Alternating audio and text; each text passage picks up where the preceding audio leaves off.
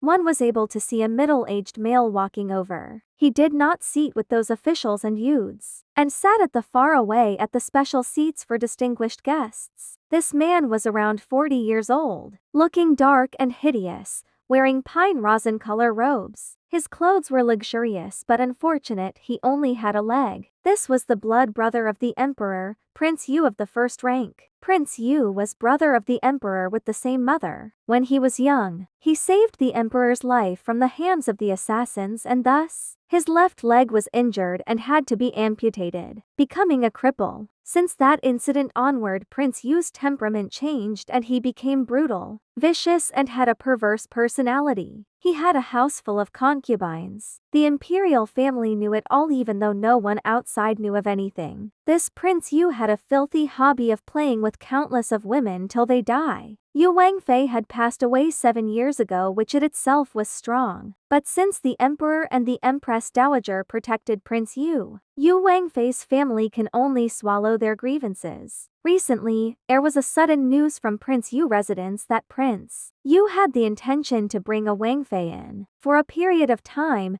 everyone in the Ding capital was endlessly speculating. Prince Yu's status was very high, and he also had the favor of the emperor and empress dowager. Thus his Wangfei had to be of equal status. The noble and high-ranking families that really loved their daughters would naturally not let their daughters enter the wolf's den. Those who see their daughters as a bargaining chip would then be anxious to exchange their daughters for prestige and wealth, even at the expense of their life. Looking the previous Yu Wangfei's family, although they had lost a daughter, the emperor took care of them, and didn't they became a lot more prosperous? Shen Miao's gaze passed Prince Yu and landed on Ren Wan Yun at the banquet area designated for females. Sure enough, she saw Ren Wan Yun's face brighten and said to Yi Furen, "His Majesty indeed treat Prince Yu really well." They were all people who fight in the courtyard, so Yi Furen immediately thought of what Ren Wan Yun's intention, even though she found that Ren Wan Yun's action was despicable. But her master and Shen Gi was in the same fraction, so naturally she had to side and help Ren Wan Yun.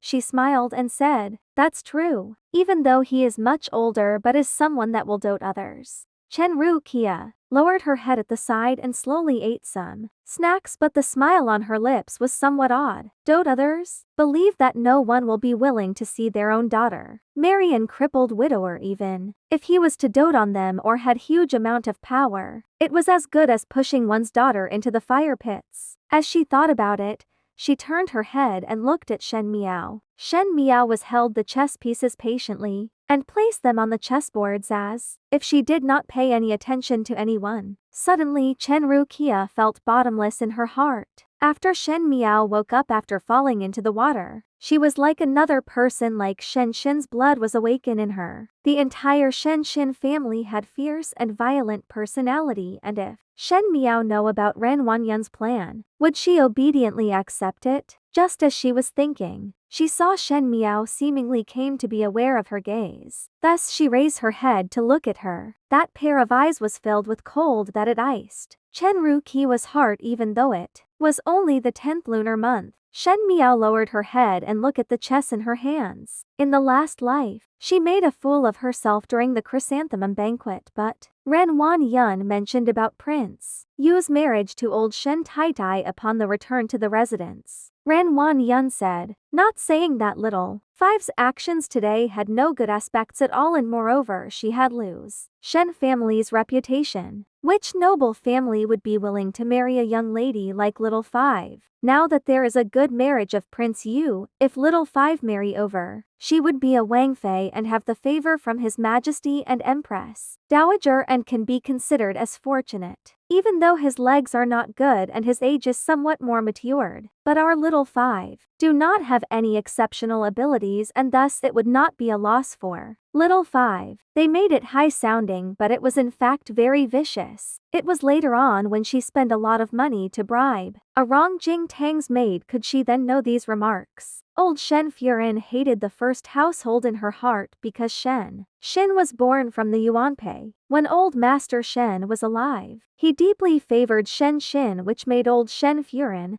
the second wife, jealous. It was so difficult for her to endure till the death of old Master Shen, but Shen's military power was untouchable. Since Shen was untouchable, Shen Miao was targeted, and as to target a female, there was nothing more painful than letting her marry into hardship.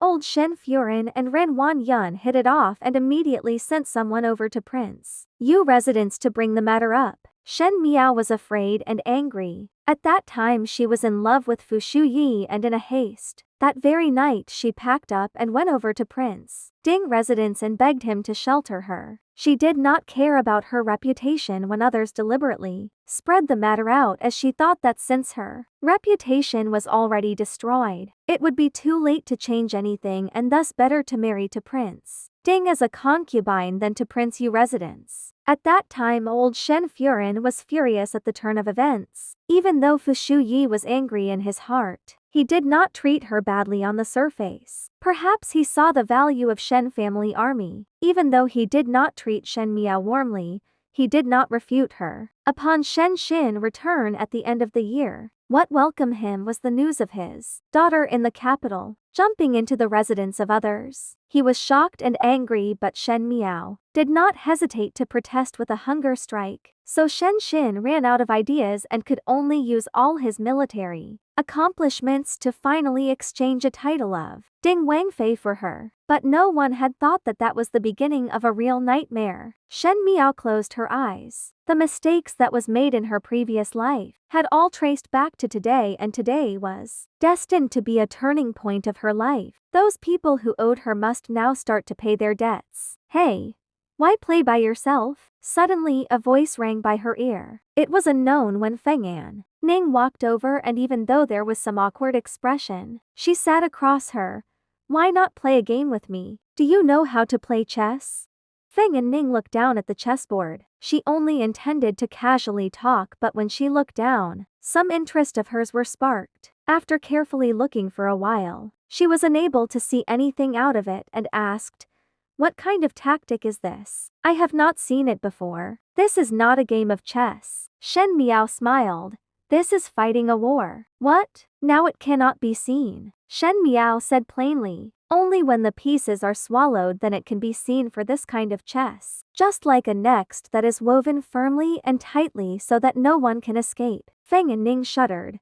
"What are you talking? It is strange and horrifying." She looked over at the male side of the banquet, and suddenly her eyes brightened and gave Shen Miao a look of encouragement. "Look there, His Highness Prince Ding has arrived." At the banquet section for men, Prince Ding, Fu Shuyi, was wearing a loose gold and blue robe with green jaded books and looked splendid. He was born handsome, and coupled with his solemn bearing but yet cordial actions, he did not have the temperament of an overbearing prince. Throughout his way, he was able to attract the cries of surprise from the female side of the banquet. Shen Miao lowered her head as her fingers dug deep into her palm as she clenched her fists. 10 years of accompaniment and wholehearted support was only exchanged with a piece of long white silk and extermination of an entire clan, and even her son and daughter lost their lives. The kinder this person looked on the outside, the more vicious his heart was. How just he looked on the outside was how cruel he was on the inside. In the last life,